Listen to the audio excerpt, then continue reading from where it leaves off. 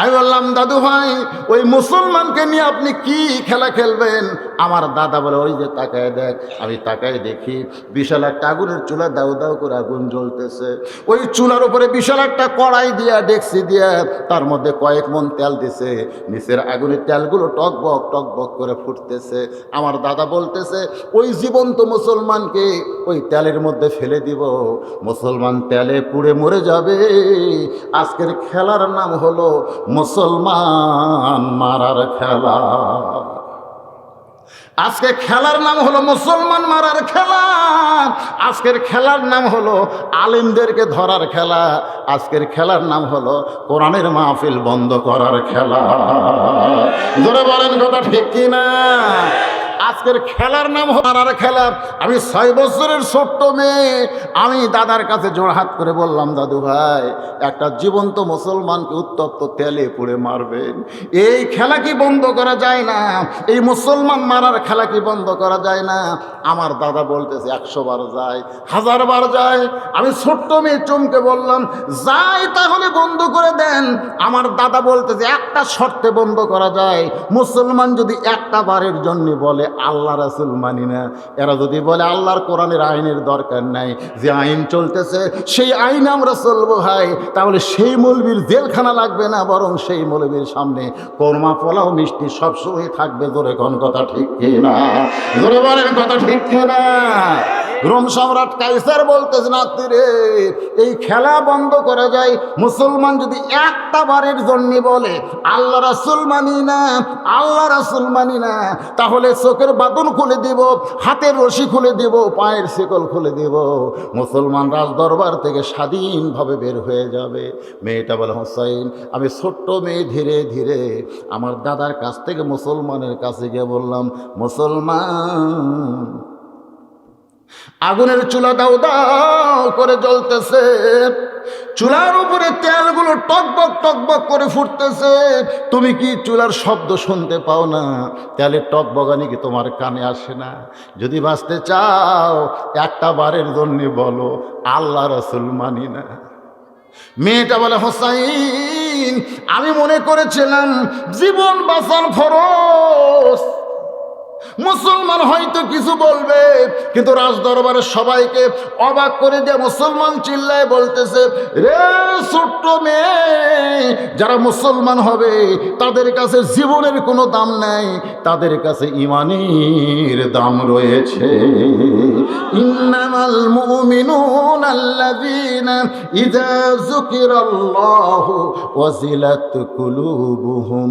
মুমিন কারা, মুমিন কারা একটু আমাদের জানার দরকার আছে না নাই? চিল্লায় বলতেছে দরকার হলে আমি গোটা দুনিয়া ছাড়তে পারি, কিন্তু আমার আল্লাহ রাসূলকে আমি মুসলমান এক মুহূর্তের জন্য ছাড়ব না। জোরে বলেন দরকার হলে জেলে যেতে পারি, কিন্তু আল্লাহ রাসূল ছাড়ব না। দরকার হলে ফাঁসির মঞ্চে যাইতে পারি, কিন্তু আল্লাহ রাসূল ছাড়ব না। দরকার হলে বিপদ আপদ আগুনের চুলার মধ্যে যাব, তারপরেও আল্লাহ রাসূল ছাড়ব না। কারা কারা ছাড়বেন না আল্লাহকে একটু হাত দেখা। লিল্লাহি তাকবীর, আল্লাহু আকবার। আল কোরআনের আলো, দুনিয়ার মুসলমান লিল্লাহি তাকবীর। হাত নামান। পরীক্ষা আসতেছে, আপনি কি মনে করেন পরীক্ষা সামনে আসে না? না, এখন থেকে সাইজ হন, যে কোনো সময় পরীক্ষা চলে আসবে। মেয়েটা বলতেছে হুসাইন 6 বছর বয়সী মান কেমনে পাইলাম? শোনেন আমার দাদা দাঁড়িয়ে চিৎকার করে বলল রে সৈন্যরা আর দেরি করা যায় না, ওই মুসলমানকে হাত পাও বাঁধা অবস্থায় উত্তপ্ত তেলের মধ্যে ফেলে দাও। আমি বললাম দাদু ভাই তাহলে আমি এখন চলে যাই। আমার দাদা বলতেছে তোর মায়ের কাছ থেকে তোকে নিয়ে আইছি কি জন্যে? খেলা দেখার জন্যে, খেলা দেখতেই হবে। আমি বললাম দাদু ভাই একটা জীবন্ত মানুষকে পুড়ে মারবেন, এই খেলা আমি দেখব না। আমার দাদা বলতেছে দেখতেই হবে। আমাকে জোর করে দাদার কাছে বসে রাখলো। আমি তাকায় দেখি ওই মুসলমান বীরের মতো ফাঁসির মঞ্চের দিকে হাঁটতেছে। একজনের ফাঁসি হবে 12টায়, তো আনবার কাছে যাদেরকে নামাজত খাড়া হয়ে আছে, তো যে আনবার কাছে ওরা চিন্তা করে নামাজ পড়তেছে পড়ুক, মাত্র 10 মিনিট দেরি হচ্ছে, বলতেছে স্যার এখন যাওয়া লাগবে, চলো যাই। হাসতে হাসতে ফাঁসির মঞ্চে যাতে মরবো না। ولا تقولوا لمن يقتل في سبيل الله أموات بل أحياء ولكن لا تشعرون। মেয়েটা বলে হোসাইন আমি দেখতে চাই না, তারপরেও দাদা যখন দেখবার কয় মুসলমান মারার খেলা দেখার জন্য তাকায় দেখি ওই মুসলমান বীরের মতো হেঁটে হেঁটে আসতেছে, আর কি যেন বিড় বিড় করে বলতেছে। কি বলবে? আল্লাহর এই কোরআনের আয়াত তেলাওয়াত করতেছে। ওয়াইজা তুলিয়াত আলাইহিম আয়াতুহু যাদাতুহুম ঈমানান। আল্লাহ বলেছেন কোরআন আয়াত তেলাওয়াত করো, আমি আল্লাহ তোমার ঈমান বাড়ায় দিব, তুমি মরবা না, উত্তপ্ত তেলের ভিতর দিয়ে তুমি জান্নাতের মধ্যে যাবা। জোরে কোন কথা ঠিক কি না? মেয়েটা বলে হোসাইন যখন একেবারে উত্তপ্ত তেলের কাছে আসলো, আমি 6 বছরের ছোট্ট মেয়ে, একটা জীবন্ত মানুষ পড়ে মরবে কেমনে দেখবো না দেখার জন্যে এই 2টা হাত আমি চোখের সামনে চেপে ধরলাম। আমি 2টা হাত যখন চোখের সামনে চেপে ধরেছি, এখন এই ভটভটি করতে আসলো, তো এরকম বন্ধ আপনার বোঝেন না, ভটভটের বন্ধ করে দেখে হেঁটে দিয়ে যেত। ওরকে কামাই শেষ, টাকা কামাই শেষ, এই শালারা একদিনও আসবে না, খালি ধান্দা হলো ব্যবসা করা। তোরে কোন ঠিক কিনা? আশ্চর্য কথা, বক্তা ওয়াজ করতেছে, একটা কঠিন অবস্থা চলতেছে, আর এই সময় ভটভটি বন্ধ করছে। বন্ধ যদি না করিস তোর ভটভটি এমন বন্ধ হবি আর স্টার্ট লিবি না। তোরে কোন কথা ঠিক কিনা? ই আর কি করে, কি ভটভটি শব্দ রে বাবা।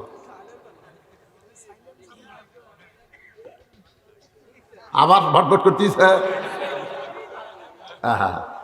বিরক্ত হচ্ছেন? একটু জিকির করেন লা ইলাহা ইল্লাল্লাহ, লা ইলাহা, লা ইলাহা ইল্লাল্লাহ মুহাম্মাদুর রাসূলুল্লাহ সাল্লাল্লাহু আলাইহি ওয়াসাল্লাম। মেয়েটা বলে হোসাইন আমি দেখবো না, এই জন্য 2টা হাত আমি চোখের সামনে ধরেছি, চোখের সামনে 2টা হাত ধরেছি। একটা মানুষকে উত্তপ্ত তেলের মধ্যে পুড়ে মারবে, এ দৃশ্য দেখবো না বলে চোখে আমি হাত দিলাম।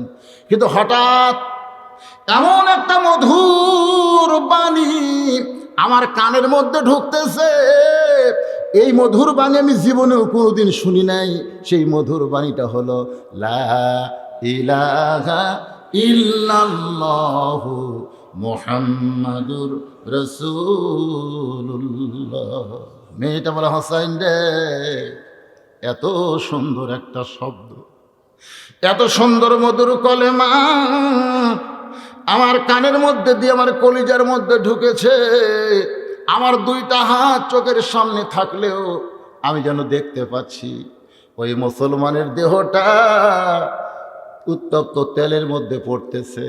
কিন্তু দেহটা তেলের মধ্যে পড়ার আগেই কে যেন একটা কুদরতি হাত দিয়া ওই দেহের ভিতরে যে পাখিটা আছে, ওই পাখিটা সুন্দর করে ধরে, যেমন খাঁচার দরজা খুলে খাঁচার পাখি যেমন ধরে এইভাবে উড়াইয়া দেয়। আমি নিজের চোখে দেখলাম পাখিটা উড়তে উড়তে একটা সবুজ রঙের বাগানে চলে যায়। হোসাইন ওই খাঁচাটা উত্তপ্ত তেলের মধ্যে পড়ে গেল, কিন্তু খাঁচা পড়ার আগে পাখিটা যখন উড়ে যায়, আমি তখন আর দেরি করতে পারি না। আমার দাদা আমার হাতটা ধরে আছে, আমি এমন একটা হ্যাঁচকা মারলাম। আগে ছিলাম শুধু আমি, কিন্তু এখন আমার ভিতরে ঈমান ঢোকার কারণে আমার এমন শক্তি হলো, আমি দাদারে হ্যাঁচকা দিয়ে এক দৌড়ে ঘরের ভিতরে গিয়ে আমার মাকে চেপে ধরলাম। মা, লা ইলাহা ইল্লাল্লাহু মুহাম্মাদুর রাসূলুল্লাহ। আমার মা আমার মুখে হাত দিয়ে বলতেছে, বলিস না রে, তুই না তোর দাদার সঙ্গে খেলা দেখতে গেলি রাজদরবারে। এই মুসলমানের কলমা কোথায় পাইলি? এই কলমা কইলে তোর দাদা তোর বাবা তোকে মেরে ফেলবে মা। এই মুসলমানের কলমা তুই বলিস না। আমি তখন হেসে হেসে বললাম, মা, এই কলমাওয়ালারা কোনো দিন মরে না। নিজের চোখে দেখছি মা, এই কলমাওয়ালারা কোনো দিন মরে না। কলমাওয়ালাদের খাঁচা যাবে কবরে, কিন্তু পাখিটা ইল্লিন নামক জান্নাতের বাগানে উড়ে বেড়াবে। মেয়েটা বলে, হোসেন রে, আমার মার কাছে কলেমার দাওয়াত দিয়ে আমি আর থাকতে পারলাম না। আমি আবার রাজদরবারে এসে দেখি আমার দাদা সৈন্যদের নিয়ে ওই শাহবাগের ড্যান্স করতেছে। শাহবাগে একটা আনন্দ মিছিল যেমন হয়, মিছিল হচ্ছিল না? ধরে কেন একটা রায় কার্যকর করার পরে যেমন শাহবাগে মিছিল হয়, এমন মিছিল আমার দাদা সৈন্যদের নিয়ে করতেছে। আমি মিছিলের মধ্যে সামিল হয়ে দেখি আমার দাদা বলতেছে, মুসলমান আগুনে পুড়ে মরে গেছে, মুসলমান আগুনে পুড়ে মরে গেছে। এইরকম মিথ্যা কথা যখন সবাই বলতেছে, আমি 6 বছরের ছোট্ট মেয়ে শাহাদত আঙ্গুলি তুলে বললাম, দাদা, কানার ভাগ্যে ধন মিলে না, সামনে পড়ে আছে সোনা, কানা দেখতে পাই না, মাটি মনে করে ফাইলা দেয়, হাতে তুলে নেয় না, কানার ভাগ্যে ধন মিলে না। আমার দাদা বলে, নাতি রে, তুই কি পাগলি? কি বলতেছিস? কিসের কানা, কিসের ধন মিলে না? আমি তখন বললাম, দাদু ভাই, তোমরা মিছিল করতেছ, মুসলমান পুড়ে শেষ হয়ে গেল, মুসলমান পুড়ে মরে গেল, এই মিথ্যা মিছিল কেন করতেছ? আমি নিজের চোখে দেখছি দাদা, মুসলমানের খাঁচা আছে উত্তপ্ত তেলের ভিতরে, আর এখন খাঁচার পাখি জান্নাতে উড়ে বেড়ায়। আমার সোনার ময়না পাখি খাঁচা খানা কবরে দিয়া জান্নাতে উইড়া গেলি নাকি রে আমার সোনার ময়না পাখি। আমি এইভাবে 6 বছর বয়সে মহামূল্যবান ঈমান খানা পেয়েছি। সঙ্গে সঙ্গে হোসেন বলে, রে মেয়ে, 2 নম্বর প্রশ্নের উত্তর যেমন আশা করেছিলাম তার চাইতে 1000 গুণ তুমি সুন্দর দিয়েছ। লিল্লাহ ওমর ফারুক বলে, হোসেন, আলী রে, আমার ঘটকালি আল্লাহ কবুল করেছে। হোসেন বলতেছে, এত সহজ না, 3টা প্রশ্নের উত্তর না দিলে আমি কিন্তু বিবাহ করব। শূন্যস্থান পুরা করেন, আমি যেখানে থামবো পরকার কথা আপনার বলেন। 3টা প্রশ্নের উত্তর না দিলে আমি হোসেন কিন্তু বিবাহ করব। ওমর ফারুক বলে, এখন 3 নম্বর প্রশ্ন করো। হোসেন 3 নম্বর প্রশ্ন করবে, উত্তর দিবার পারবে, উত্তরটা কেমনে দিবে? এরপরে বিয়ে শাদী সব এখানে হবে। এই বিয়ে শাদীর ভিতরে দিয়া, ইন্নামাল মুমিনুনা আল্লাযীনা ইযা যুকিরাল্লাহু ওয়াজিলাত কুলুবুহুম ওয়া ইযা তুলিয়াত আলাইহিম আয়াতুহু জাদাতুহুম ঈমানা ওয়া আলা রাব্বিহিম ইয়াতাওয়াক্কালুন। এই আয়াতের তাফসীর শেষ হয়ে যাবে যদি আর 20 মিনিট লাগে। অসুবিধা আছে? কারণ এখন আমাকে আমার এটা একটা হার্ড পয়েন্ট আছে, তো বলে দিচ্ছে এখন 12টা বাজতেছে, মানে ঘড়ি দেখা লাগে না, তো 12টা বাজেনি, কাঁটায় কাঁটায়, মানে এটি আমার একটা ইয়ে আছে, টিক টিক করে, মানে বুড়া হয়ে গেছি তো। এখন 2 ঘন্টা ওয়াজ করলেই শরীর কয় আর পারবো না রে, আর 33 খায়, তোর কি আর জোয়ানকাল আছে? কারণ কোরআনের আশেপাশে যারা হইচই করে, আল্লাহ বলেছেন, ওয়াকালাল্লাযীনা কাফারু, যারা কাফের তাদের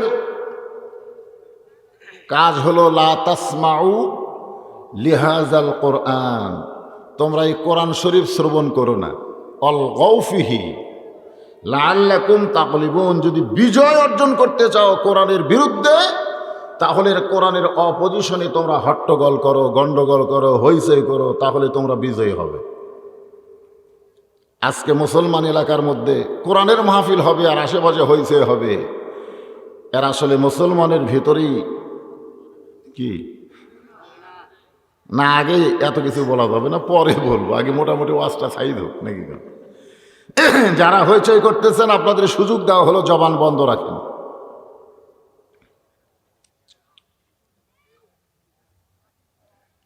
মানুষটির নাম হলো হযরত উমর। জোরে বলেন নাম কি? ওয়াজটা কমপ্লিট হয়নি। দুই পাহাড়ের মাঝখানে হলো গিরিপথ। হযরত উমর সেই গিরিপথের ভিতরে লক্ষ্য করে দেখেন সুন্দরী একটা মেয়ে ধীর গতিতে হেঁটে হেঁটে চলতেছে। হযরত উমর ফারুক আসমানের দিকে তাকালেন। কার দিকে তাকালেন? কারণ যারা মুসলমান হবে, আল্লাহ কোরআনে বলেছেন সুম্মারজিল বাসার কাররাতাইনি ইয়ানকালিবু ইলাইকাল বাসারু খাশিআন ওয়া হুয়া হাসির ওয়া লাকাদ যায়্যানাস সামাআদ দুনিয়া। জোরে বলেন সুবহানাল্লাহ। যারা প্রকৃত ঈমানদার হবে তারা চারিদিকে তাকাবে না, তাকাবে কোন দিকে? আসমানের দিকে। আমরা কোন দিকে তাকাই? আমরা তাকাই চারিদিকে। যে ওয়াস্ত করতে আসলাম, আশেপাশে কেউ আছে কিনা? পুলিশ আছে, র্যাব আছে, বর্তমান সরকারের কোনো নেতারা আছে কিনা, বর্তমান সরকারের কোনো ক্যাডার আছে কিনা। এগুলো যদি আশেপাশে থাকে তাহলে তেলতেলা ওয়াজ করে বগুড়া যাও, ধরা পড়ার দরকার নাই। জোরে কোন কথা ঠিক কিনা? প্রকৃত মুসলমান যারা হবে তারা চারিদিকে দেখবে না, তাদের খেয়াল থাকবে আল্লাহর দিকে। জোরে বলেন কথা ঠিক কিনা? তো আল্লাহ কোন দিকে? কথা কয় না। লাইলাতুল মেরাজে আমাদের নবী বোরাকের পিঠে চড়ে কোথায় গেছিল? জোরে বলেন কোথায়? আরে মেরাজে না, কোথায় গেছিল? মেরাজই তো কোথায়? তাহলে আমরা এখান থেকে বুঝবো আল্লাহ উপরে। জোরে কোন আল্লাহ না নিচে? উপরে। মানিস তাওয়া আলাল আরশ, আল্লাহ আরশে অধিষ্ঠিত আছেন। আল্লাহ তার দেহ নিয়ে, আল্লাহরও কিন্তু একটা দেহ আছে, কারণ নবীর সঙ্গে যখন দেখা হয়েছে অবশ্যই আছে। যখন আছে না নাই? এই দেহ নিয়ে আল্লাহ সব জায়গাত নাই। আল্লাহর ক্ষমতা সব জায়গায়। যেমন সূর্য এক জায়গায়, সূর্যের আলো সব জায়গায়। আল্লাহু নূরুস সামাওয়াতি ওয়াল আরদ, আল্লাহ হচ্ছে আসমান জমিনের আলোর মতো। জোরে কোন সুবহানাল্লাহ। ওমর ফারুক আসমানের দিকে তাকায় বললেন, আল্লাহ, তোমার দুনিয়ায় এত সুন্দরী একজন নারী, আমার কলিজা ভরে গেল। সুন্দরী মেয়ে দেখে আল্লাহকে বলতেছে এত সুন্দরী, আমার কলিজা ভরে গেল। আপনার মনে করতেছেন তাহলে আমরাও সুন্দরী দেখব? বর্তমানে বাংলাদেশে যারা সুন্দরী আমরা বলি, এগুলো একটাও সুন্দরী না, এগুলো হচ্ছে বিশ্ব বেহায়া। জোরে কর কথা ঠিক কিনা? সুন্দরী মেয়ে কাকে বলে? যে আল্লাহর আইন পর্দার ভিতরে থাকে। আপনার এলাকায় মেয়েরা কথা বলে, রাস্তা দিয়ে আসতে শোনা যায়। মেয়েদের কথাও কিন্তু পর্দা। মেয়েরা জোরে কোরআন তেলাওয়াত করলেও আল্লাহ বেজার হয়। একটা মেয়ে যদি জোরে কোরআন তেলাওয়াত করে আর পরপুরুষ যদি তার কণ্ঠের কোরআন তেলাওয়াত শোনে, তাহলে কবিরা গুনাহ হবে। এই জন্যে মেয়েরা মাগরিবের ফরজ নামাজ, এশার ফরজ নামাজ, ফজরের ফরজ নামাজে আমরা জোরে কোরআন তেলাওয়াত করি পুরুষেরা। জোরে কোন ঠিক কিনা? মেয়েরা কিন্তু জোরে তেলাওয়াত করতে পারবে না। মা আয়েশা বললেন, অতটুকু জোরে পড়া যাবে যে তোমার কান পর্যন্ত যেন আসে, অন্যর কানে যেন না যায়। তো আমার কানে আসা পর্যন্ত, বুঝতেছেন? এইটা যদি কোরআন পড়ার ব্যাপারে মেয়েদের ফতুয়া হয়, তাহলে সেই মেয়েরা গল্প করতেছে, পরপুরুষ শুনতে পায়, এরা ভালো? ওমর ফারুক দেখলেন মেয়েটা আপাত মস্তক আল্লাহর আইন পর্দা মেনে চলতেছে। নিরাপদ দূরত্ব রেখে মেয়েটাকে সালাম দিলেন, আসসালামু আলাইকুম মা। এই নির্জন পথে তুমি একা একা চলতেছো, তোমার সামনেও কোনো মানুষ নাই, পিছনেও কোনো মানুষ নাই। এই নির্জন পথে তুমি একা একা চলতেছো, তোমার সামনেও নাই, পিছনেও নাই। মেয়েটা আসমানের দিকে তাকায় বলে, পথিক তুমি কি হযরত ওমরকে চেনো? সুবহানাল্লাহ বলেন। মেয়েটা হযরত ওমর কি বলতেছে, পথিক তুমি কি হযরত ওমরকে চেনো? যেদিন থেকে হযরত ওমর আল্লাহর আইন দিয়ে রাষ্ট্র চলায় তথা আল্লাহর কোরআন দিয়ে রাষ্ট্র চলায়, সেদিন থেকে পৃথিবীর এক প্রান্ত থেকে আর একটা প্রান্তে একটা মেয়ে মানুষ যাবে, তার কলিজার ভিতরে একমাত্র আল্লাহর ভয় ছাড়া অন্য কারো ভয় থাকবে না। এখানে আপনারা কি বুঝলেন? ইন্না নাহনু নাযালনা যিকরা ওয়া ইন্না হাফিজুন। আল্লাহ এই জিকিরকে হেফাজত করার কারণ হলো, এই জিকির অনুযায়ী যখন মানুষ চলবে তখন সেই মানুষের কলিজার মধ্যে র্যাবের ভয় থাকবে না, কেবলমাত্র রবের ভয় থাকবে। জোরে কোন কথা ঠিক কিনা? আজকে আমাদের মধ্যে কিসের ভয়? পাড়ায় র্যাব ঢুকছে, ল্যাব থেকে বের হয় না। মুয়াজ্জিন আসসালাতু খায়রুম মিনান নাওম কয়, আর ঘুম ভাঙে না। বউ আর কানের কাছে খালি বলতেছে, গ্রামে র্যাব ঢুকছে। ওই ল্যাব ফেলে দিয়ে এত দূরে দৌড় মারছে, করে দৌড়াস করে। মুয়াজ্জিন আজান দেয়, তখন তুমি ল্যাব ছাড়ো না, আর র্যাবের কথা শুনে ল্যাব ছাড়ছো। এরকম আছে না নাই? জোরে কোন আছে না নাই? মেয়েটা হযরত ওমরকে বলতেছে, পথিক তুমি তো হযরত ওমরকে চিনো না, যদি চিনতে তাহলে এই কথা তুমি বলতে না। যেদিন থেকে আল্লাহর আইন আল্লাহর কোরআন দিয়ে রাষ্ট্র চলে, সেদিন থেকে মানুষের কলিজায় কেবলমাত্র ভয় কার? আরো জোরে জোরসে বলুন।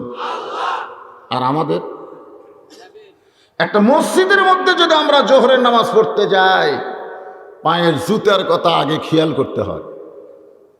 যদি জুতা দামি হয়,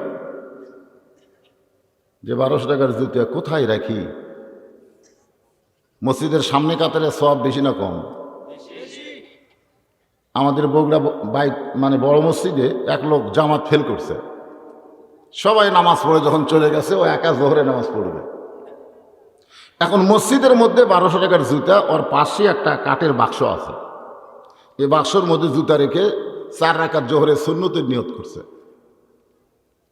জুতা চোর মনে করতেছে কেউ তো নাই, ও একলাই। ও যখন নামাজ পড়তেছে এই সুযোগে জুতা নেওয়া যাবে। চোরও জানে 4 রাকাত নামাজ পড়তে অন্তত 4 মিনিট লাগবে। কেবলই তো নিয়ত করলো, দেখি ও যায় কেবল জুতাতে হাত দিছে, ও খফ করে নামাজ আবার দিয়ে চোরের হাত ধরছে। চোর বলতেছে, ভাই আপনি নামাজ পড়তেছেন? নামাজি বলতেছে, ইলা জিহাতিল কাবা ওয়া জুতা, ইলা জিহাতিল কাবা ওয়া জুতা। আমার চেহারা গেলে কাবার দিকে নাই, জুতার দিকেও আছে। একজন হলো জুতা চোর, আর একজন হলো নামাজ চোর। এখন কথা ঠিক কিনা? বর্তমানে আমাদের বাংলাদেশে অধিকাংশই ফাওয়াইলুল লিল মুসাল্লিন। কারণ একটাই, আমাদের কলিজার মধ্যে কেবলমাত্র আল্লাহর ভয় আমরা ঢুকাতে পারবো না ততক্ষণ পর্যন্ত, যতক্ষণ আল্লাহর কোরআনের সমাজ রাষ্ট্র চালু না হবে। জোরে কোন কথা ঠিক কিনা? মেয়েটা বলে, পথিক একজন মেয়ে মানুষ পৃথিবীর এক প্রান্তে তার এক প্রান্তে যাবে, তার কলিজার ভিতরে আল্লাহ ছাড়া অন্য কারো ভয় থাকবে না। আমার সঙ্গে যারা পারেন তারা একটু বলবেন, সেদিন ষোড়শী নির্জন পথে যাবে, কোনো জন কটু কথা কবে না, পথে আর প্রান্তরে সম্পদের মোহে পড়ে খুন আর রাহাজানি হবে না। সবাই বলেন, যদি মেনে চলি কোরআন আর রাসূলের বিধান, সকলেই শান্তিতে থাকবে। বাংলার আকাশে যেদিন কলেমার পতাকা দুলবে। আল্লাহু আকবার বলে। আরে কলেমার পতাকা যতদিন না দুলবে, গোটা বাংলাদেশ মোড়ে মোড়ে মূর্তি দিয়ে ভরে যাবে। জোরে কোন কথা ঠিক কিনা? কি মানুষ খাবার পায় না, সব কিছুর দাম আগুনের মতন, আর লক্ষ লক্ষ কোটি কোটি টাকা কোন দিকে যায়? বাংলার মুসলমান শুধু কোরআনের ওয়াজ শুনলে হবে না, এই কোরআন আমাদের বারুদ আগুন বানাতে হবে। জোরে কোন কথা ঠিক কিনা? ওমর ফারুক চমকে গেলেন, চোখের পানি নিয়ে বললেন, মা তুমি যেইভাবে ধীরে ধীরে চলতেছ আমার মনে হয় তোমার ভিতরে দুঃখ লুকে আছে। মেয়েটা হেজাবের ভিতর থেকে বলে, পথিক তুমি ঠিক বলেছ, আমি আসলেই একজন দুঃখী নারী। আজকে 6 দিন হলে হযরত উমরকে আমি খুঁজে বেড়াই। আমি আসলে একজন দুঃখী নারী, আজকে 6 দিন হলে হযরত উমরকে আমি খুঁজে বেড়াই। ওমর ফারুক বললেন, মা তুমি কি পাগলি হয়েছ নাকি? ওমর হলো অর্ধ পৃথিবীর খলিফা, সে ওমরকে তুমি রাষ্ট্রভবনে, বঙ্গভবনে, সংসদ ভবনে না গিয়া 2 পাহাড়ের মাঝখানে ঘুরতেছ, খুঁজতেছ, তুমি কি পাগল হয়ে গেছ?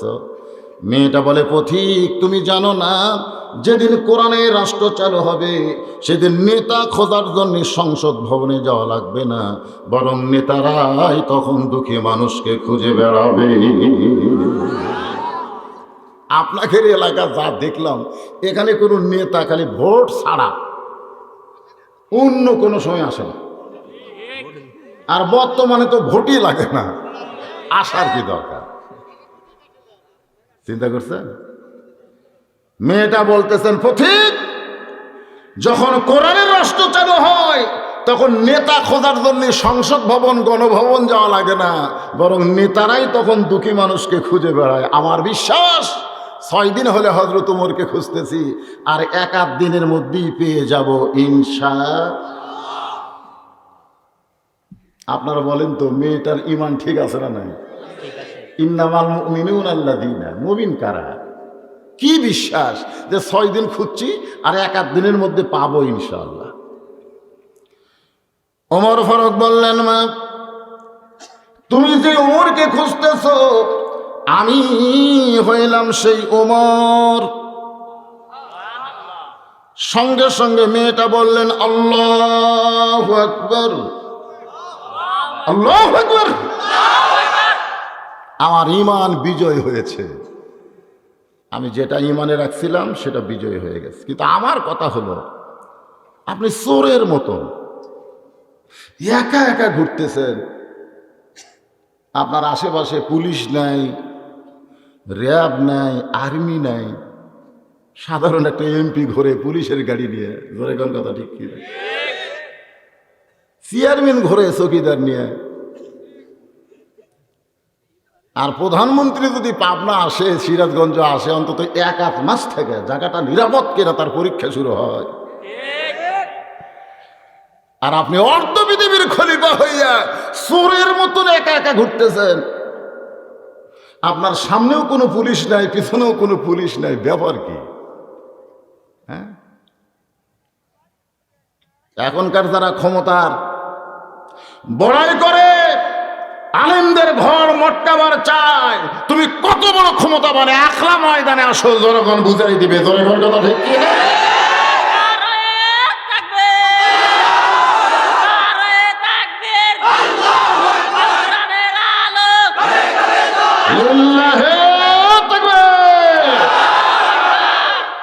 ও চারিদিকে পুলিশ নিয়ে বসে থাকো আর আমি ক্ষমতা, ক্ষমতা বাইরে আয়।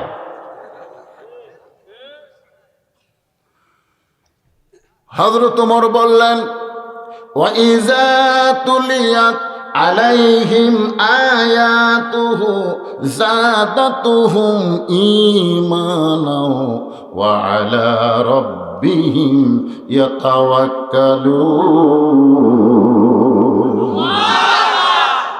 যখন কোরআনের তেলাওয়াত, কোরআনের সমাজ যখন চালু হবে, তখন সমস্ত মুসলমান কেবলমাত্র একমাত্র আমার আল্লাহকেই ভরসা করবে, বিশ্বাস করবে আল্লাহ ছাড়া আমার কেউ কিছু করতে পারে, যা কিছু করবে করবে কে? আরো জোরে এই বিশ্বাস আমাদের আছে নাই? আর আমাকে তো দূরের কথা, মক্কারই নাই, মক্কারই নাই। এই করোনার দোহাই দেয়া এবছর হজ বন্ধ করে দিল, জোরে করার কথা ঠিক। বর্তমান হাট বাজার সবই চলতেছে, সিনেমা হল পর্যন্ত খুলে দিছে। আর এই কোরআনের ওয়াজ করার যে 5 জায়গাত অনুমতি নেওয়া লাগে, 5 জায়গাত। থানাত গেলে আমি পারতেছে না, টিউনের কাজ যাও, টিউনের কাছে পানো, ডিসির কাছে যাও, আর কি মারতেছে।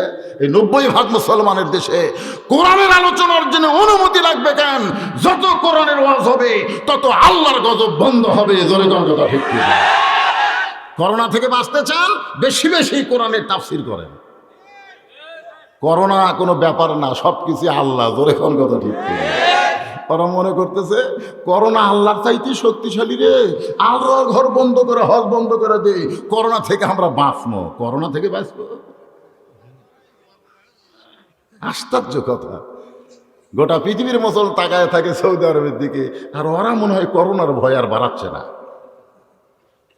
মসজিদ বন্ধ, কাবা ঘর বন্ধ, হজ বন্ধ। কি অবস্থা আমাদের! ওমর ফারুক বললেন, মা তুমি একজন দুঃখী নারী, আজকে 6 দিন হল আমাকে খুঁজে বেড়াও, এখন বলো তোমার দুঃখ কি? মেয়েটা বলতেছে, আমির আল মুমিনিন, আমার জীবনের সবচাইতে বড় দুঃখ হলো আমি 6 বছর বয়সে ঈমান গ্রহণ করেছি। ঈমান গ্রহণ করা বলে দুঃখ। আজকে বাংলাদেশের কষ্ট দুঃখ কার কার বুঝতেছেন না? যারা ইমানদার, খালি মুসলমান, ফেস্তা মুসলমান, ওই শাহরিয়ার কবির, ওই তো মুসলমান, শালা শয়তান, জোরে কোন কথা ঠিক কিনা? ওই মুসলমান কি নাম? শাহরিয়ার কবির, তাসলিমা নাসরিন। গতকালের ওয়াজে বলছি, আজকেও দেখলাম ফেসবুকে, ওই কাত হইয়া হাসপাতালে শুয়ে আছে, জোরে কোন কথা ঠিক। এই শালা মরলে বাংলাদেশের কোন আলেম যদি ওর জানাজা করে, সে আলেমের জানাজা সকলে করা লাগবে। আবার সারা জীবন আলেমদের বিরুদ্ধে, কোরআনের বিরুদ্ধে, মসজিদ মাদ্রাসার বিরুদ্ধে, জোরে কোন কথা ঠিক কি? মরে যাক,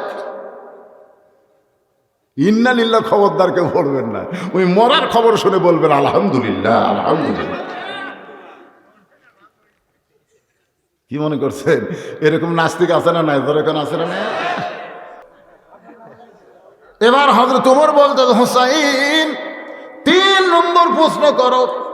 এবার হোসেন, আমার 3 নম্বর প্রশ্ন হলো, বিবাহের পরে আমার সঙ্গী তোমার থাকতে হবে। কথাটা খুব গুরুত্বপূর্ণ। বিবাহের আগে না পরে?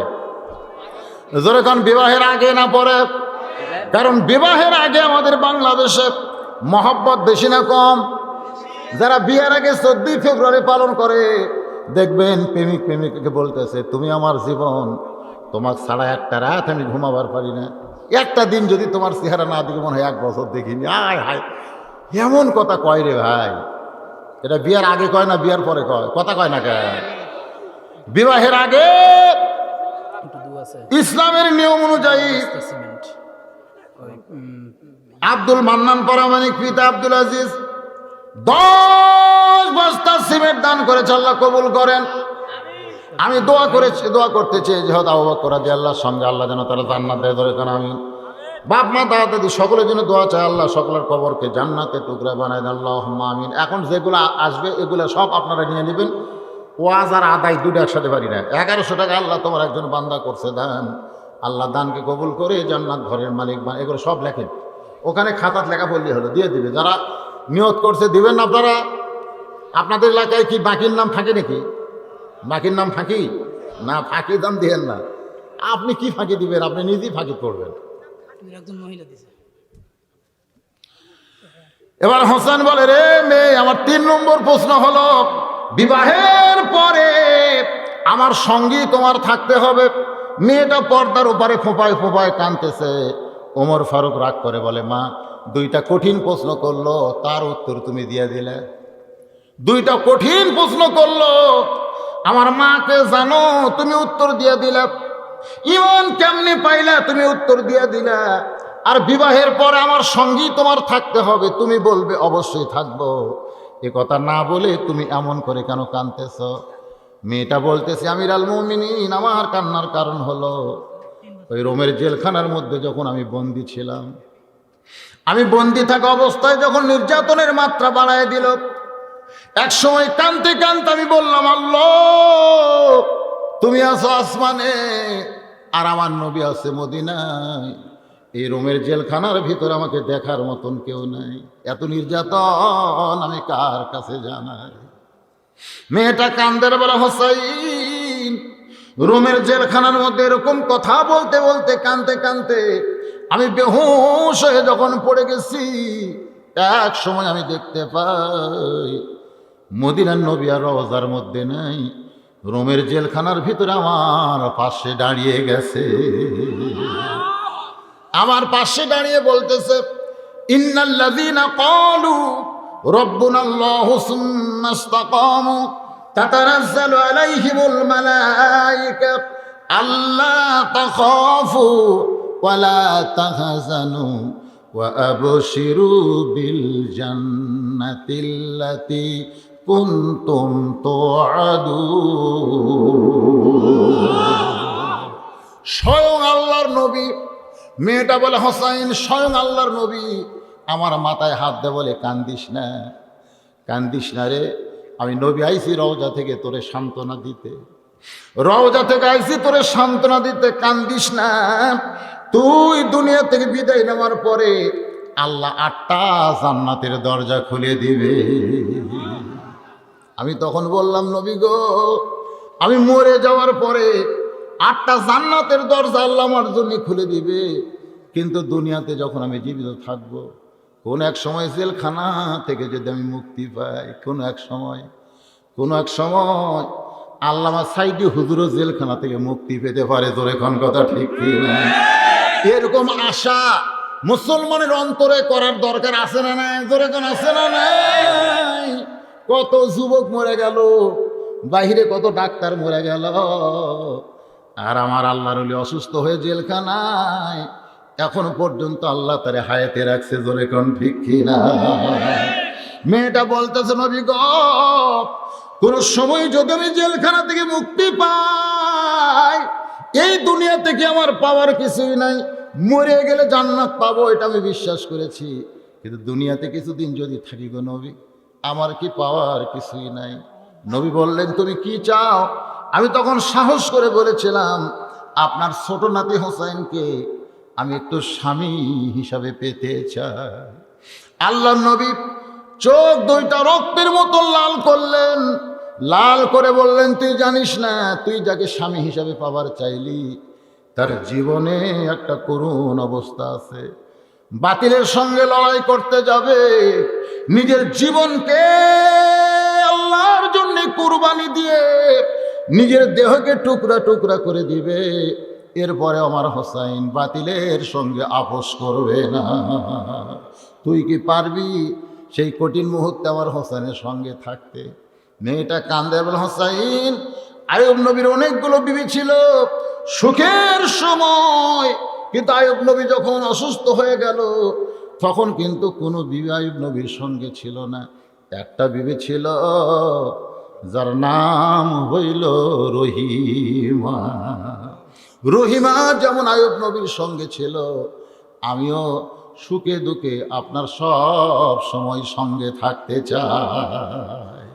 কারবালার প্রান্তরে হোসেন রাদিয়াল্লাহর দেহটুকু কারবালার প্রান্তরে ফেলে দিয়া দেহ থেকে মস্তক বিচ্ছিন্ন করে ওরা যখন নিয়ে গেল, মেয়েটার নাম হলো শাহের বানু, হোসেন রাদিয়াল্লাহর বিবির নাম হলো শাহের বানু। বাজান গো, 80টা ঘোড়া দেহের ওপর চড়ানো হলো, দেহ টুকরা টুকরা হয়ে গেল, দেহ টুকরা টুকরা হয়ে ছিটে গেল। নিজের ওড়নাটা খুলে মাটিতে ফেলে দিয়া ওই গোস্তগুলো খুঁটায় খুঁটায়া টোপলা করে শাহের বানু স্বামীর গোস্তের টোপলার ওপর হাত দিয়ে বললেন, স্বামী গো, দেহ পড়ে থাকলো কারবালায়, আর আপনার মস্তক চলে গেল দামেস্কে। ওগো স্বামী, জীবনের শেষ মুহূর্ত পর্যন্ত আপনার সঙ্গে ছিলাম, আপনি বহুবার বলেছেন তোমরা চলে যাও, তোমাদের সঙ্গে এদের কোনো শত্রুতা নাই, আমার সঙ্গে আমি থাকবো, এরপরেও আমি তোমাকে ছাড়ি নাই গো স্বামী। আজকে তুমি চলে গেলে দুনিয়া ছেড়ে, আমি তোমার সঙ্গে জান্নাতেও থাকতে চাই। এই আলোচনার ভিতর দিয়া ঈমান কি, ঈমান কেন এবং মুমিন কারা, সব বিষয়ে আমি খুঁটিনাটি আপনাদের সামনে আলোচনা করেছি। বাকি হলো আমাদের ঈমান হেফাজতের পালা। জোরে কোন কথা ঠিক কি না? আলহামদুলিল্লাহ আলহামদুলিল্লাহ নাহমাদুহু ওয়া নাস্তাঈনুহু ওয়া নাস্তাগফিরুহু ওয়া নু'মিনু বিহি ওয়া নাতাওয়াক্কালু আলাইহি ওয়া নাউযু বিল্লাহি মিন শুরুরি আনফুসিনা ওয়া মিন সাইয়্যাতি আ'মালিনা। من يهدي الله فلا مضل له ومن يضلله فلا هادي له।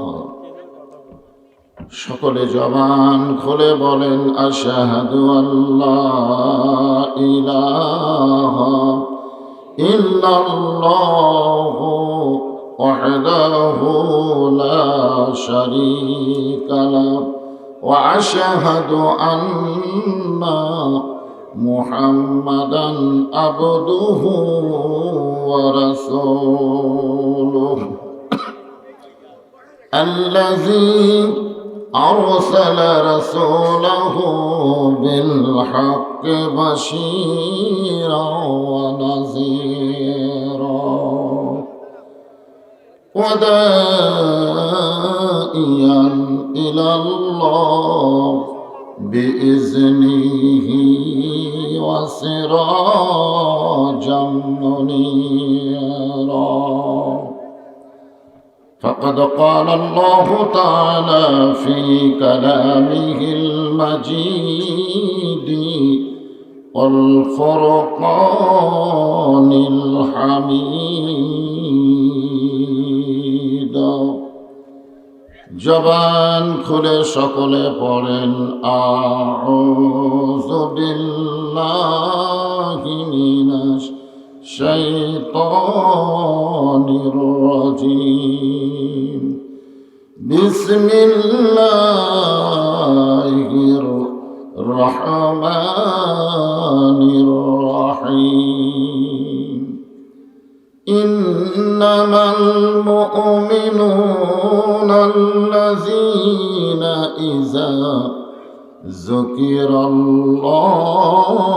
ওয়াজিলাত কুলুবুহুম ওয়া ইযা তুলিয়াত আলাইহিম আয়াতুহু زادتهم إيمانا وعلى ربهم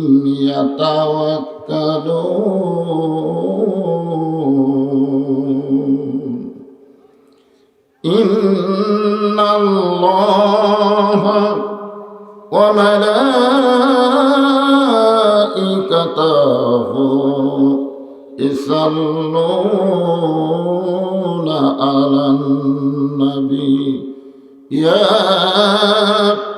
أيها الذين آمنوا صلوا عليه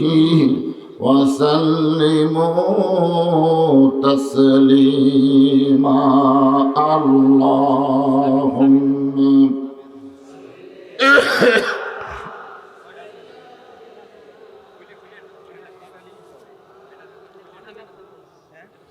ولا آل سيدنا شفيعنا.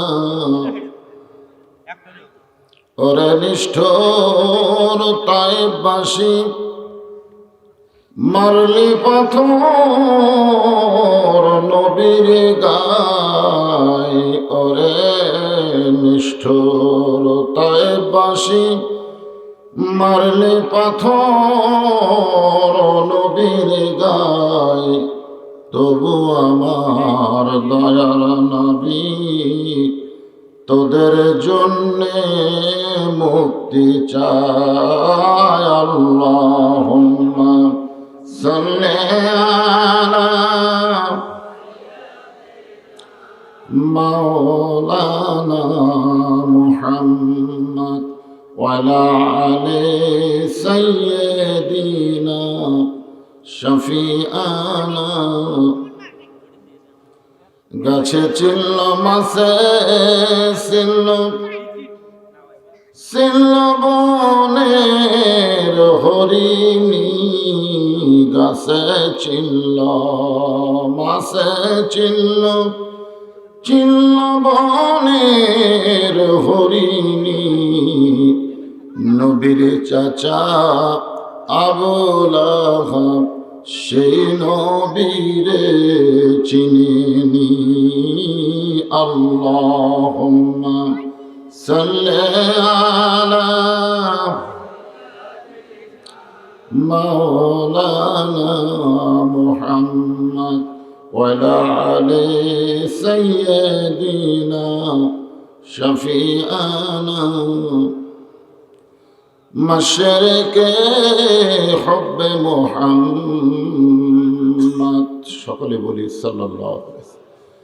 মতলায়ে দেওয়ানি মা, মতলায়ে খুরশীদ ইশকাস, সিনায়ে সুজানি মা বলাবল উলা বিকামালিহি, কশফত দুজা বিজমালিহি, হসনত জমিউ খিসালিহি, সাল্লু আলাইহি ওয়া আলিহি। আল্লাহুম্মা আমিন। জান্নাতের বাগান থেকে জান্নাতি মানুষদেরকে নিয়া আমি গুনাহগার তোমার রহমতের দরজায় দোকানা হাত তুলেছি। আল্লাহ, হাসরের ময়দানে জব্বার আর কাহার নামে রূপ নিয়া তুমি যখন বিচার শুরু করবে, তোমার সামনে দাঁড়ায়া সমস্ত নবীরা নাফসি নাফসি বলে কাঁদতে থাকবে।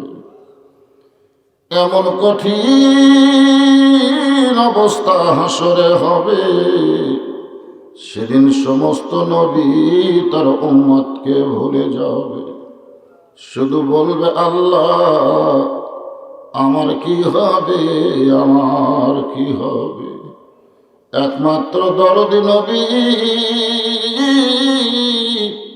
শাফাতের কান্ডারি ইয়া রব্বি হাবলি উম্মতি বলে সেজদায় পড়ে যাও। সেই কঠিন মুসিবতের সময় আজকের এই মাহফিলকে ওসিলা করে আমাদের সবাইকে রাসূলের উম্মতের কাতারে আল্লাহ কবুল করে নিও। সুবহান রাব্বিকা রাব্বিল ইজ্জাতি আম্মা ইয়াসিফুন ওয়া সালামুন আলাল মুরসালিন আলহামদুলিল্লাহি রাব্বিল আলামিন। লা ইলাহা ইল্লাল্লাহ।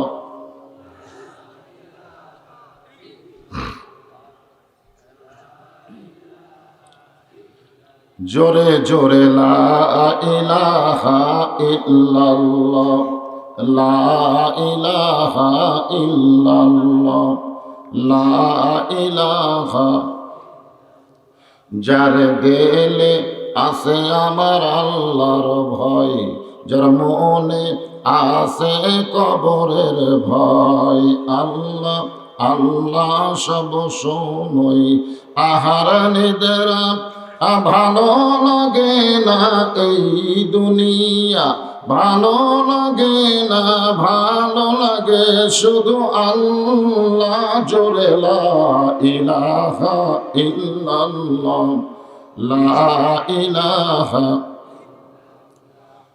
লা ইলাহা ইল্লাল্লাহ, লা ইলাহা ইল্লাল্লাহ, লা ইলাহা ইল্লাল্লাহ, লা ইলাহা ইল্লাল্লাহ, লা ইলাহা, লা ইলাহা ইল্লাল্লাহ মুহাম্মাদুর রাসূলুল্লাহ।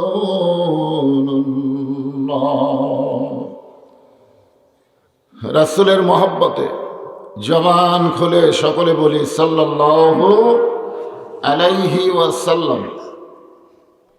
আপনি যখনই দরুদ পড়েছেন, একদল ফেরেশতা এখানে আছে যাদেরকে বলা হয় মালাইকাতুস সায়রা। সবসময় তারা দৌড়াদৌড়ি করে, ভ্রমণ করে। আপনার মুখের দরুদ পড়া শেষ হওয়ার সঙ্গে সঙ্গে আপনার নামে ওই ফেরেশতাগুলো রাসূলের রওজা মোবারকে পৌঁছায় দেয়। আমি আপনি অনেকেই মদিনায় যেতে পারবো না, ঠিক কিনা বলেন? কিন্তু আমাদের দরুদগুলো মদিনায় চলে গেছে। এই জন্য দরুদ পড়ার ব্যাপারে অলসতা করা যায় না। যখনই নবীর নাম শুনবো, উচ্চারণ করব, জবান খুলে বলবো সাল্লাল্লাহু আলাইহি ওয়াসাল্লাম। নতুন চয়রা জামে মসজিদের উন্নয়ন কল্পে আজকের এই ইসলামী জলসা, এটা হঠাৎ। আমার আজকের মাহফিল ছিল রংপুর পৌরসভার ভিতরে। মাহফিলের অনুমতি পাইনি। কয়েকদিন আগে ওনারা বললো মাহফিল করব, তারিখ দিলাম। বিশ্বাসই হচ্ছিল না যে অল্প সময়ের মধ্যে মাহফিল হবে। এই জন্য এরা হঠাৎ মাহফিল। কি মাহফিল? হঠাৎ। আজকের এই ইসলামী জলসায় আল্লাহ তাআলা যিনাকে সম্মানিত সভাপতির আসনে কবুল করেছেন, আলহাজ হাফেজ মাওলানা লুৎফর রহমান। মাইকের সাউন্ড বেশি ভমভম করতেছে। আমি আমার অন্তরের অন্তঃস্থল থেকে আজকের এই মাহফিলের সম্মানিত সভাপতিকে শুভেচ্ছা জ্ঞাপন করছি। আজকের এই মাহফিলে কোনো অতিথি নাই, বিজ্ঞাপনের নাম নাই। তো আপনাদের উপরে চেয়ারম্যান এমপি রাগ করবে না? বহুদিন পর একটা বিজ্ঞাপন দেখলাম যেখানে কোনো অতিথির বালাই নাই। সুবহানাল্লাহ। আমাদের এলাকায় ওয়াজ করতে গেলে এমপিদের নাম না রাখলে মাহফিল বাতিল। এখানে মনে হয় কেউ আসতে পারে না, একেবারে এমন জায়গা। উপর থেকে নামতেই আমার অবস্থা খারাপ। এখন নিয়ত করতেছি উঠেও পারবো কিনা। সুবহানাল্লাহ। আজকের এই মাহফিলে সম্মানিত ওলামায়ে কেরাম, আপনাদের মাঝে মাঝে যে সমস্ত আলেম ওলামা বসে আছেন, মঞ্চে ভূমিষ্ঠ আছেন, মাগরিবের নামাজের পর থেকে রাত্রি 10টা পর্যন্ত কোরআন হাদিসের আলোকে যিনারা অত্যন্ত গুরুত্বপূর্ণ আলোচনা করে আপনাদেরকে শোনালেন। বিশেষ করে আমার আগে আপনাদের এলাকার কৃতি সন্তান, গোটা বাংলাদেশ ওয়াজ করে, আমাকে বাজান বলে সম্মান করে, আমার ভাতিজা হযরত মাওলানা রশিদুল হাসান রাশেদ সিদ্দিকী, আলেম সহ আজকের এই মাহফিলের বক্তাগণকে অন্তরের অন্তঃস্থল থেকে আমি শুভেচ্ছা জ্ঞাপন করছি। সম্মানিত আল্লাহর বান্দারা, যিনারা আরামের বাড়ি, আরামের ঘুমকে বাদ দিয়া কোরআন হাদিসের মহাব্বত কলিজার ভিতরে ধারণ করে আজকের এই জান্নাতের বাগানে বসে গেছেন, আমি আমার অন্তরের অন্তঃস্থল থেকে আপনাদের সবাইকে শুভেচ্ছা জ্ঞাপন করছি।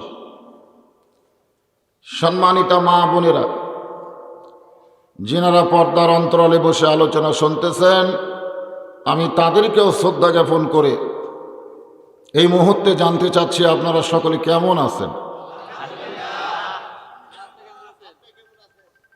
আসলে ভালো থাকা কিন্তু দুই রকম, একটা হলো শারীরিক আর একটা হলো মানসিক। শরীরের দিক দিয়ে আমরা অনেকেই ভালো আছি, কিন্তু মনের খবর কি? ওই যে মমতাজ একটা গান গাইছে, মমতাজের সব গান খারাপ না, কিছু কিছু গান ভালো। মনে যদি পচন ধরে গন্ধ কিরে পাওয়া যায়, চোখে তারে যায় না দেখা, ওষুধ দিবা কোন জায়গায়। আসলে আমাদের দেহের মধ্যে একটা মন আছে, জোরে কোন আছে না নাই? আমরা বাংলাতে বলি মন, ইংরেজিতে বলে হার্ট, আর আরবিতে বলে কল্ব। আলা ইন্না জাসাদিন ফি মুজগাতান ইজা সালুহাত সালুহাল জাসাদু কুল্লুহু ওয়া ইজা ফাসাদাত ফাসাদাল জাসাদু কুল্লুহু আলা ওয়াহিয়াল কল্ব। প্রত্যেকটা মানুষের দেহে এক টুকরা গোস্ত আছে। এই গোস্তের টুকরা যদি ভালো থাকে, মানুষ ভালো থাকে। গোস্তের টুকরাটা যদি নষ্ট হয়ে যায়, মানুষগুলো নষ্ট হয়। তার নাম হলো কল্ব। আল্লাহ কোরআনে বলেছেন, খাতামাল্লাহু আলা কুলুবিহিম ওয়া আলা সামিহিম ওয়া আলা আবসারিহিম গিশাওয়াতুন ওয়া লাহুম আযাবুন আযীম। এই অন্তরের কথা বলা হয়েছে। অন্তর যদি বেমারি হয়ে যায়, কানে শুনবে না, চোখে দেখবে না। তো আজকে এখানে আপনারা যারা বসে আছেন, শরীর যদি ভালো না থাকতো আপনারা এখানে আসতে পারতেন না, ঠিক কিনা বলেন? কিন্তু মনের খবর কি? ভালো, মাশাআল্লাহ। দেহ ভালো, মনও ভালো। খুশি হয়ে আল্লাহর দরবারে শুকরগুজার করছি। রব্বানা লাকাল হামদ হামদান কাসীরান তাইয়্যিবান মুবারাকান ফীহি। আমরা আল্লাহর প্রশংসা করলাম, আমরা নবীর প্রতি দরুদ পেশ করছি। মানবতার মহান শিক্ষক হযরতে মুহাম্মদ মুস্তাফা, সকলে বলি সাল্লাল্লাহু আলাইহি ওয়াসাল্লাম।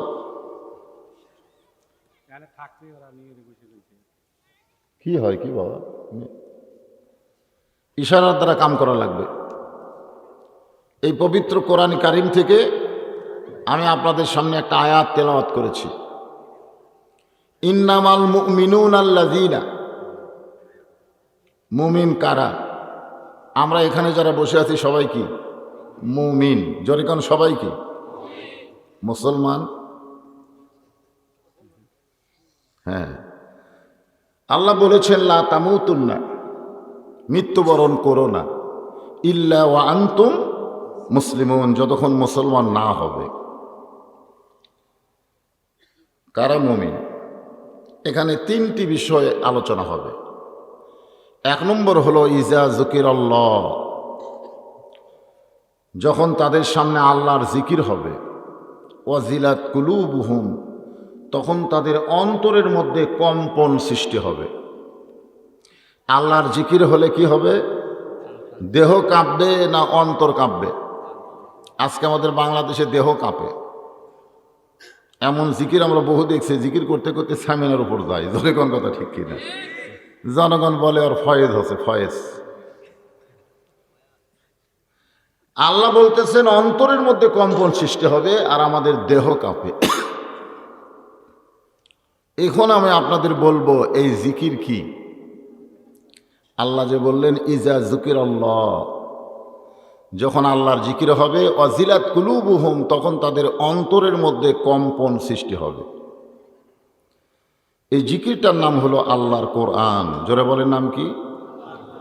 ইন্না নাহনু নাযালনা যিকরা ওয়া ইন্না লাহু লাহাফিজুন। আল্লাহ এই কোরআনকে লক্ষ্য করে বলতেছেন, আমি এই কোরআনকে জিকির হিসাবে নাজিল করেছি। জিকির, জিকির। এই কোরআন হেফাজতের দায়িত্ব কার? আরো জোরে। আমাদের পৃথিবীর সব জিনিসের মধ্যেই ভেজাল ঢুকছে, শুধু একটার মধ্যে ঢোকেনি, যার নাম হলো কোরআন। হাদিসের মধ্যেও কিন্তু ভেজাল আছে, আছে না নাই? আছে। জাল হাদিস আছে। একজন ভাই বলেন জাল হাদিস। অনেকে আমরা ছোট থেকে শুনে আসতেছি হাদিস হিসাবে, এখন দেখতেছি এগুলো হাদিস না। আমিও জীবনে বহু ওয়াজ করছি হাদিস হিসাবে, এই বুড়া বয়সে এসে দেখতেছি না ওগুলো হাদিস না, ওগুলো সব জাল। জাল মানে কি? মাছ ধরা, মৌজু, ভেজাল। কিন্তু কোরআনের ভিতরে কোনো জাল আয়াত নাই। আপনার বলেন তো কেন নাই? হাদিসের মধ্যে ভেজাল ঢুকলো, কোরআনের মধ্যে ভেজাল ঢুকলো না কেন? না না, আল্লাহর বাণী না। কোরআন আল্লাহ নিজেই হেফাজত করবে এই ওয়াদা দিয়েছে। কেউ যদি কোরআনের মধ্যে কিছু ঢুকাবার চাই পারবে না। পারবে? জোরে বলেন পারবে? এখন সেই কোরআনটা কেমন? মাঝখানে এক রাত গেছে, তার আগা রাত্রে আমি বাগাবাড়িতে কোরআন নিয়ে আলোচনা করেছি। জোরে কোন ঠিক কি? হ্যাঁ, এদিকে হয়েছে হয় কেন? আপনারা মাহফিল কমিটির কিছু লোক খেয়াল রাখবেন, ভলেন্টিয়ার নাই, হইচই করা চলবে না। তো বিপদ আসবে, মুসিবত আসবে, পরীক্ষা আসবে, সব কিছুর উপরে আমাদের জীবন চলে যাবে, কিন্তু আমরা ঈমান যেতে দিব। আল্লাহ আমাদের সকলের জন্য কবুল করুক। সকলে বলে আমিন।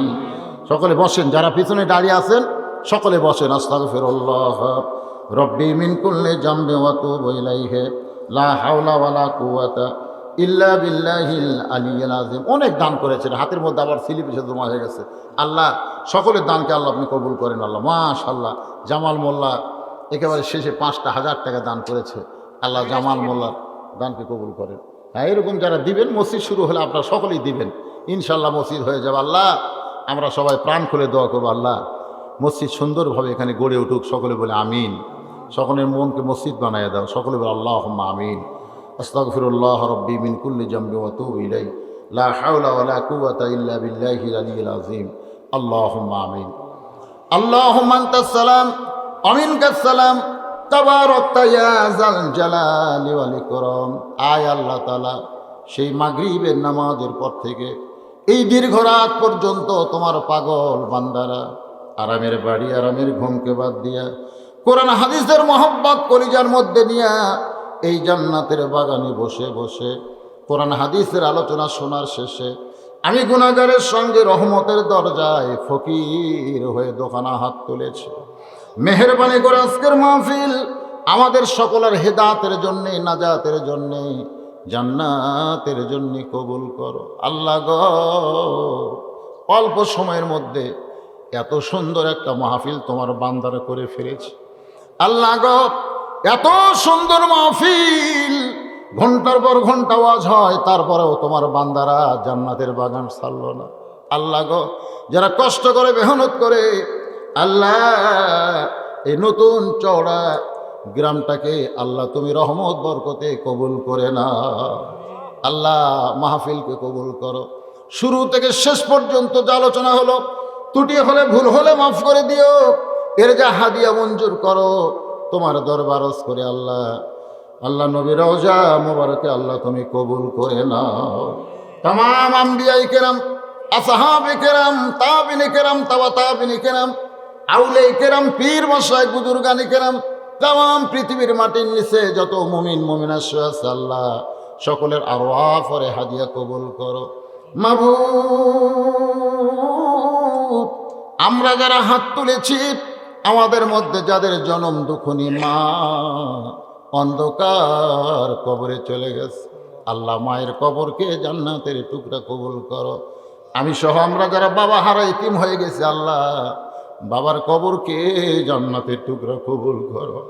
ও মাবুদ, আমাদের দাদা দাদি, নানা নানি, আত্মীয় স্বজন, আমাদের আপনজন, শ্বশুর শাশুড়ি যাদের কবরে গেছে, আল্লাহ কবরবাসীদের মাফ করে দাও। আল্লাহ তোমার ঘর মসজিদ করার নিয়ত করে জায়গা নিছে, মাওলা গো নতুন করে মসজিদ করবে। আল্লাহ তুমি গ্রামবাসীর উপরে দয়া করো, রহম করো, তোমার ঘর করার মতন তৌফিক আল্লাহ এদেরকে দান করে দাও। আল্লাহ আজকে নগদে বাকিতে তোমার বান্দারা পাগলের মতো তোমার ঘরের জন্য দান করেছে। ও মাবুদ, এই দানকারীদেরকে আল্লাহ তুমি মসজিদের উসিলায় জান্নাতি কবুল করে নাও। আমাদের মধ্যে যারা অসুস্থ আছে আল্লাহ সুস্থ করে দাও, অভাবকে মোচন করে দাও। ও মাবুদ, এই নতুন চড়া গ্রামকে আল্লাহ তুমি রহমত বরকতের জন্য কবুল করে নাও। আল্লাহ আজকের মাহফিলের সম্মানিত সভাপতিকে আল্লাহ তুমি কবুল করো। আজকের মসজিদের সেক্রেটারি, কেশিয়ার মসজিদের সদস্য, মসজিদের ইমাম মুয়াজ্জিন, মুসল্লিদের আল্লাহ তুমি কবুল করো। আল্লাহ আমার সামনে হাত তুলে আমিন আমিন যারা করতেছে, কে কোন নিয়তে, আল্লাহ সকলের নেক নিয়ত নেক আশাকে তুমি কবুল করো। করোনা ভাইরাস থেকে আমাদের গোটা বাংলাদেশকে আল্লাহ হেফাজত করো। আল্লাহ গ আমার মা বোনেরা পর্দার অন্তরালে বসে বসে আলোচনা শুনলাম, বেদা সালিহা পর্দা নিজে কবুল করে। মা ফাতেমার চরিত্র তাদেরকে দান করে দাও। কত মানুষের জানাজার নামাজ আমরা পড়েছি, এই দুই হাত দিয়ে কত কবরে আমরা মাটি দিয়েছি। একদিন আমরা সবাই মরে যাব। যেদিন আমাদের মৃত্যু হবে আমাদের জবানে জারি করে দিও লা ইলাহা ইল্লাল্লাহু মুহাম্মাদুর রাসূলুল্লাহ।